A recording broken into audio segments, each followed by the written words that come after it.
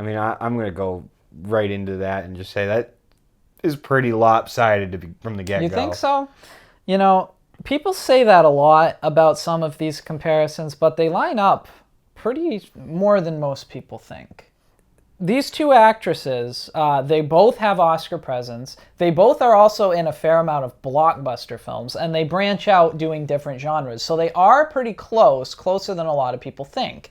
The child aspect is definitely weighed in Portman's favor. So if you have not seen an actor comparison before, what we are going to do is we're going to take a look at their best films categorically, and we will pick one actress to win each category, which will bring us to which actress wins overall.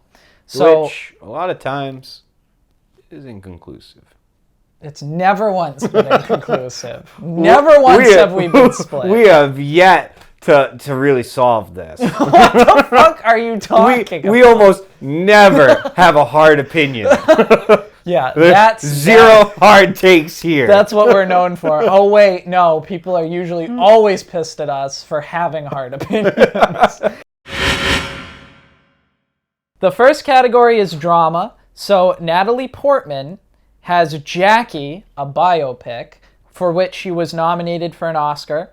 Black Swan, for which she won an Oscar. Cold Mountain, like we just mentioned, Leon the Professional when she was a child. Heat, Brothers with Jake Gyllenhaal and Tobey Maguire, and V for Vendetta, one that people forget quite a bit. Which is weird because it is both a big hit and a cult classic at the same time. It's also weird because it has a lot of action in it, but Natalie Portman's entire performance is drama.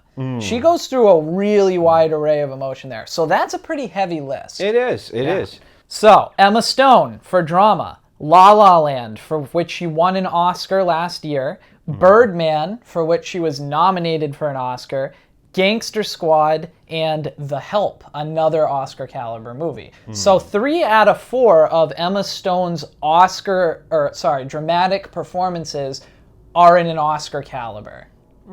So the question is, looking at these drama films, Portman certainly has more drama films than Stone, but Stone has 3 high-level Oscar performances going on. So how do they compare? I'm going with Natalie Portman. She's got more, and those, yes, Emma's got 3 heavy hitters. But Natalie Portman's got, what, 5?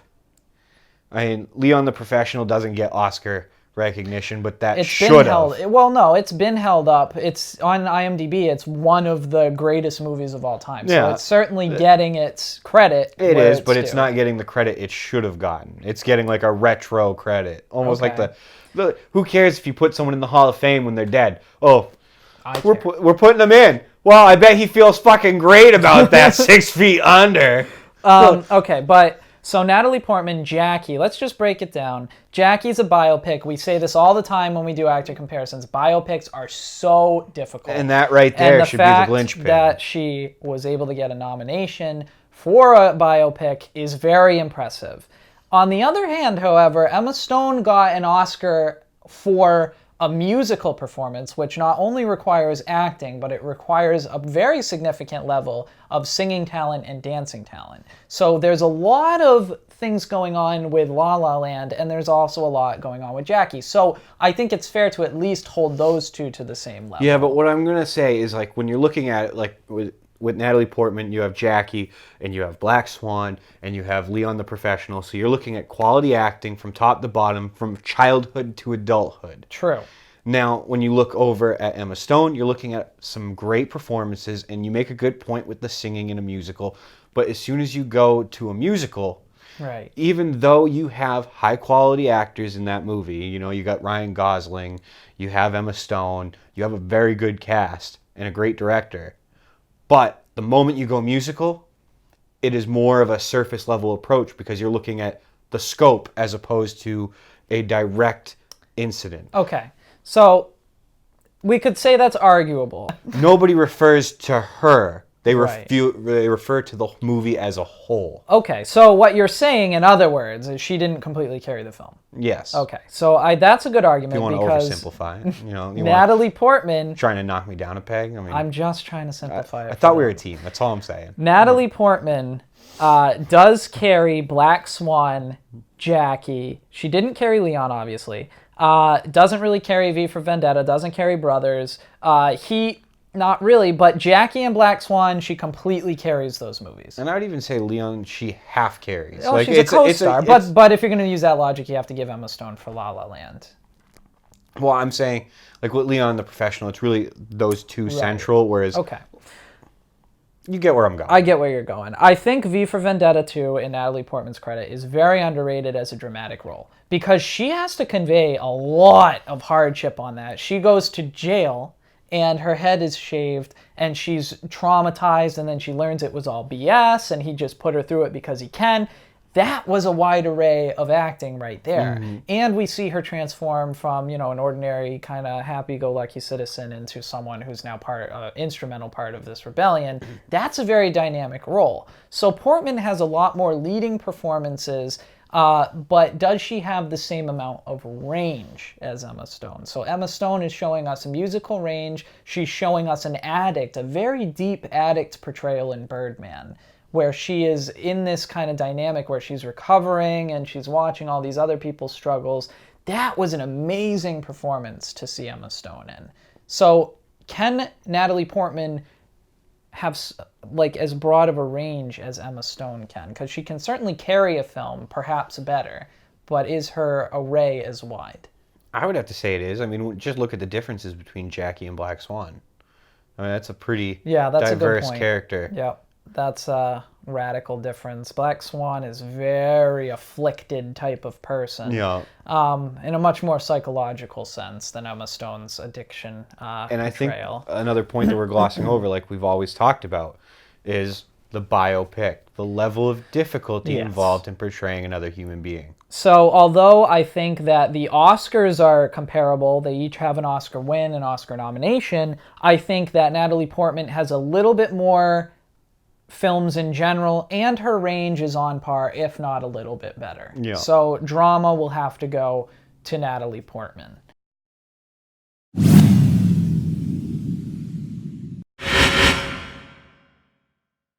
The next Can we just skip it? We got to talk about it because she's got an Oscar nomination in it. Doesn't count.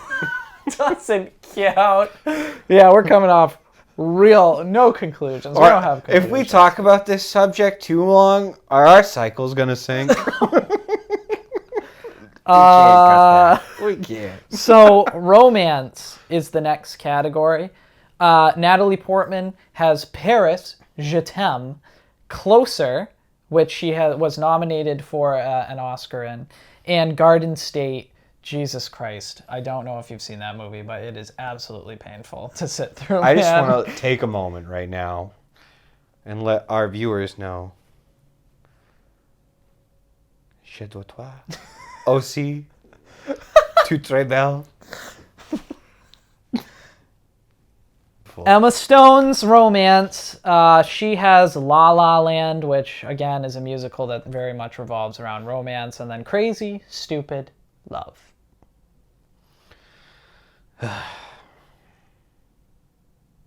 Can we skip it? So I would lean towards Natalie Portman in this category based on the fact that her Oscar nomination, although Emma Stone did have that Oscar win for La La Land, it's not quite that fair to use that for two categories.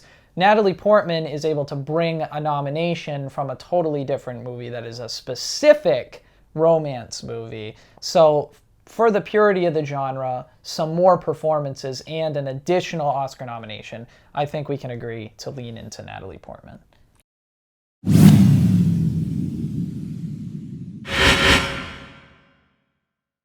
I can't think of it. Never mind. The next category is comedy.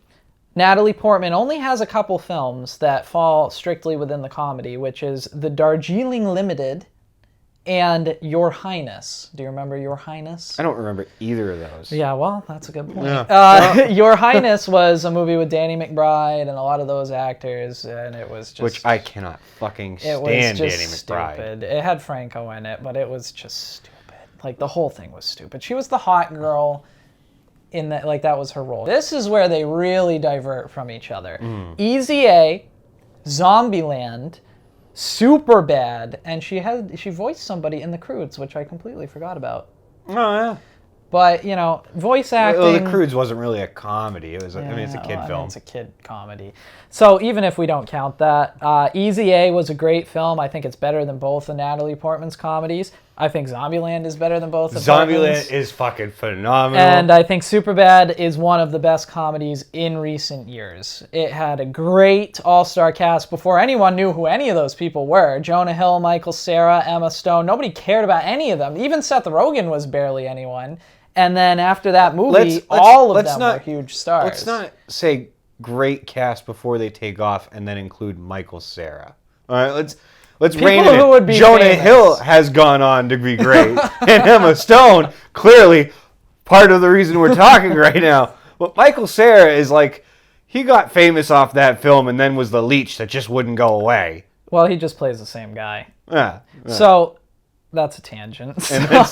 So comedy is heavily skewed in Emma Stone's favor. We can agree on that, right? Your Highness gets destroyed by Zombieland, Easy A. I mean, even if you took out Superbad, which is obviously was a big hit to begin with, and then it has become a cult classic on top of that. So, I mean, how can you go wrong when there's a movie with Bill motherfucking Murray? Well, yeah, and the fact, too, if you want to use the argument that she did not carry these films, she did carry Easy A. So she does pretty much cover the entire spectrum. So comedy is going to go to Emma Stone.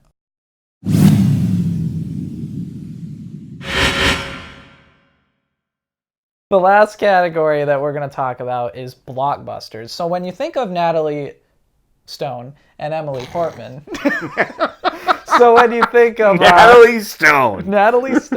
When you think of Natalie Portman... And we have a wild card entering the race. Natalie Stone, the best of both. Wait, is this like Underworld and this is the hybrid? Is this Michael B? So the last category is blockbuster.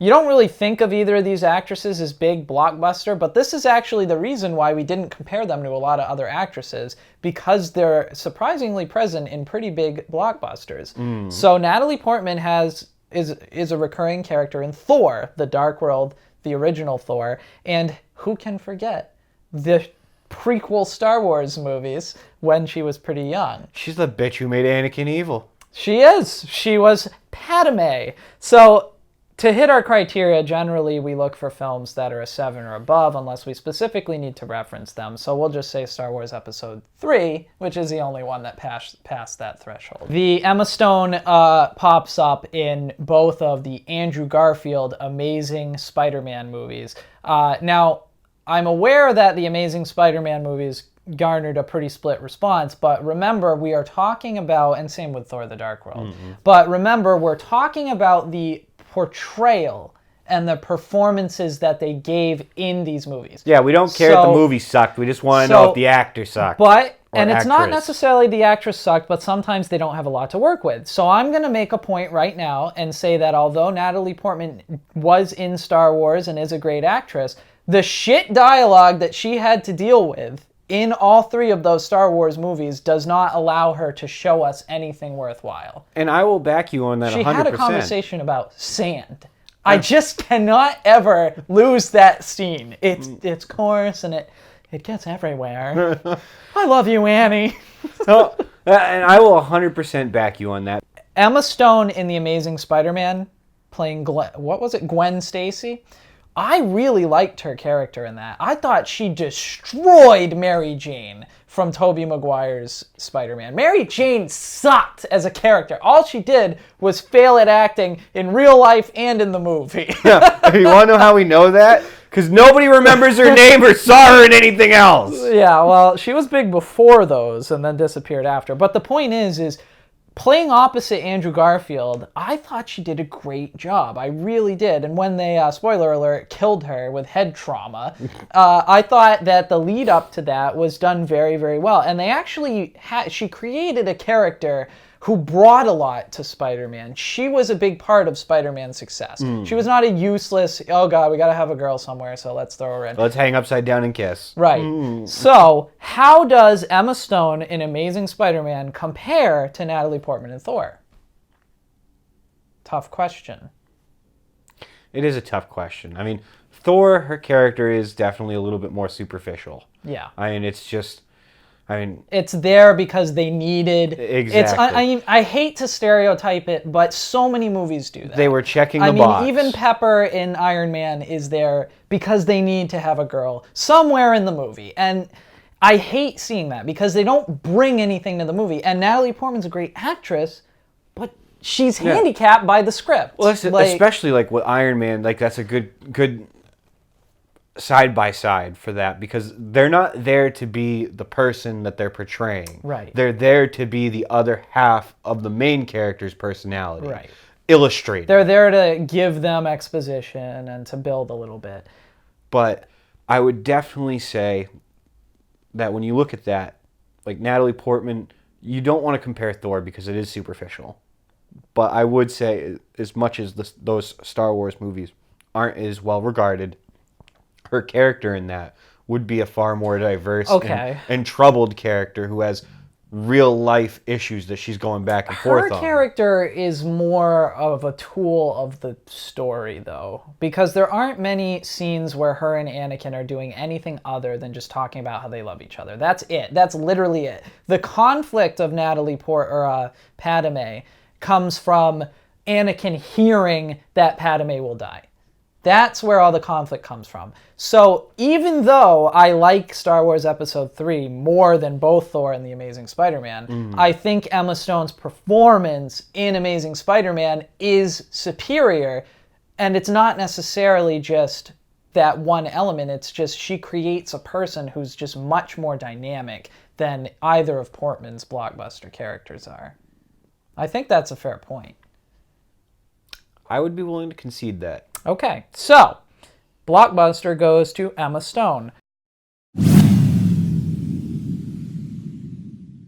So How the fuck did we end up tied? Like I said, it's much closer than you think. So we're tied with 2-2. So now we'll just look at them as overall actresses.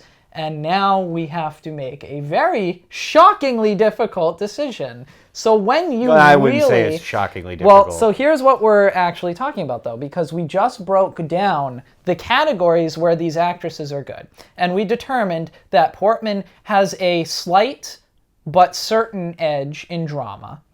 We've determined that Emma Stone's character is better in Blockbuster. Comedy, Emma Stone destroys Portman.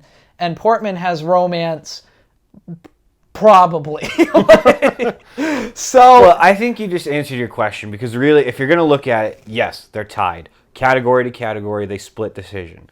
But then taking a step back and looking at it for what it is, you're looking at Natalie Portman. Romance and drama are almost the same thing. There is a subtle difference, but arguable. A good romance that's not like a rom-com it can be a very complex story. Okay. So with Natalie Portman taking those two categories, if you're looking at all four categories side by side, romance and drama, because romance is a soft drama in a sense. If it's not a rom-com, it carries more weight. It's more of a sophisticated and requires a more refined skill in acting. I will say the weight of the two categories that Natalie Portman is winning is far superior to something like comedy or franchises. Because with franchises and comedy, you see people come and go like that. Somebody hits it big in something like The Notebook or La La Land or something like that. That sticks to some degree for an eternity. I think that Portman has shown us more traditionally great drama. But I think that Emma Stone has shown us more range of the types of actress she can be. So to clarify, Emma Stone can do great singing and dancing mixed with drama. Emma Stone can do comedy excellently well.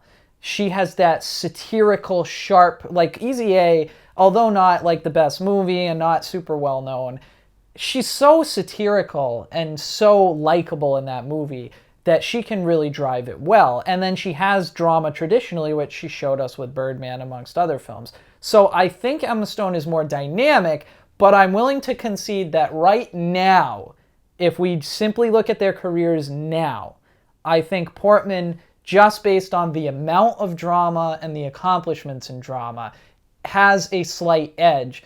But I will say, and I want to go on record in saying, that 5 years from now, Emma Stone will be superior.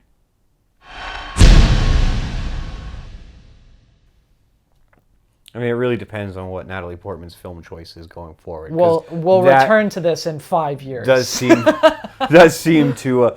in 5 years, I guarantee one thing for sure. We'll have less hair.